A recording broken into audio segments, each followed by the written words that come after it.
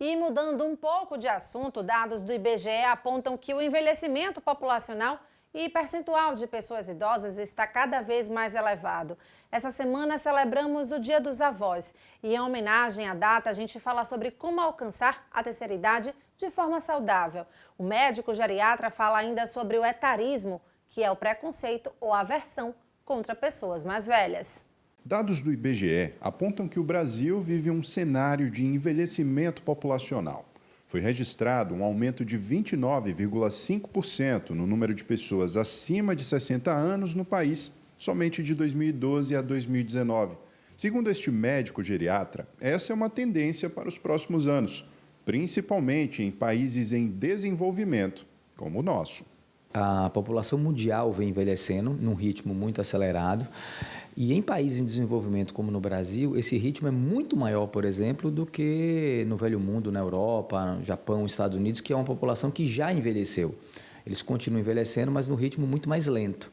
Então, a nossa pirâmide etária, que sempre foi caracterizada por uma base jovem muito alargada, com muito mais jovens e uma população idosa menor, hoje ela já está muito parecida com um barril, nós já temos um número de idosos muito grandes, e nos próximos 25 a 30 anos, nossa pirâmide etária será semelhante ao dos países europeus. Nós veremos cada vez mais muitos idosos no dia a dia. O que antes era uma situação mais rara, como ter pessoas acima de 90 anos, isso vai ser uma coisa extremamente comum cada vez mais. Com esse tipo de previsão, surge também o debate sobre o envelhecimento saudável. Mas, segundo o especialista, não é apenas a saúde que importa quando o assunto é o envelhecimento. Antigamente, a gente associava envelhecer com doença. Envelhecer era difícil. Hoje em dia, o envelhecimento saudável ele é muito mais frequente e ele é muito mais fácil de ser incorporado.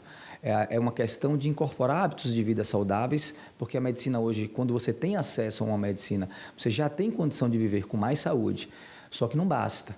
Não basta eu ter 80 anos e ter uma saúde boa. É necessário você ter um envelhecimento ativo. O conceito da Organização Mundial de Saúde, onde coloca o envelhecimento ativo como meta, é você ter um paciente que envelheça, que tenha saúde, mas que ele esteja engajado, ele esteja conectado na sua comunidade. Porque hoje em dia é muito comum você ter uma certa idade, já ser mais velho, ter toda a condição, uma plena condição de estar trabalhando, de estar participando de decisões na sua comunidade e você é excluído por ser velho. Esse é um dos grandes problemas. Hoje, para cada 100 pessoas em idade para trabalhar, há 44 indivíduos menores de 15 anos ou maiores de 64. Segundo o IBGE, essa proporção vai passar de 50% a partir de 2035 e aumentar para 67,2% em 2060, o que traz à tona a importância de se pensar em formas de incluir os idosos em funções laborais, como explica o especialista. A taxa de natalidade no Brasil, por exemplo, ela já é uma taxa que a gente considera como negativa. O que é que eu estou dizendo?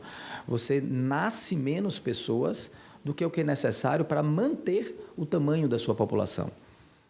Certo? Então, o que acontece? A população total do Brasil, com o tempo, ela vai ficar estagnada e até diminuir um pouco. Só que ela vai continuar envelhecendo no ritmo acelerado. Então, na prática, nós não teremos tantos jovens para estar produzindo, para manter um sistema que possa acolher um número muito grande de idosos que vão ter essas necessidades.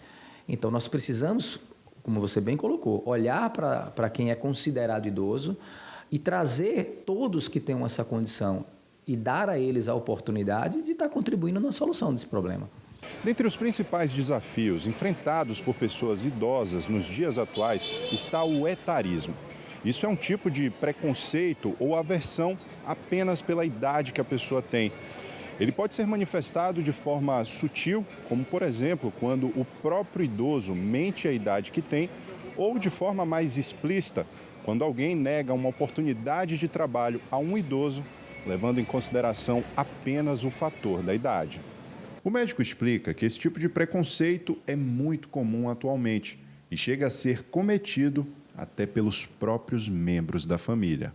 Até pessoas que gostam e que amam o idoso da sua família, numa ideia de proteger, trazer esse preconceito à tona.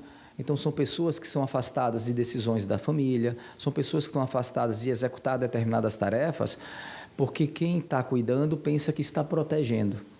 É necessário a gente entender que nós precisamos envelhecer com o máximo de autonomia e independência possível. E para isso, esses idosos têm que estar executando tarefas, têm que estar pensando, têm que estar participando, têm que ter inclusão dentro da família e dentro da sociedade em que eles vivem. A grande verdade é que todos nós envelheceremos um dia.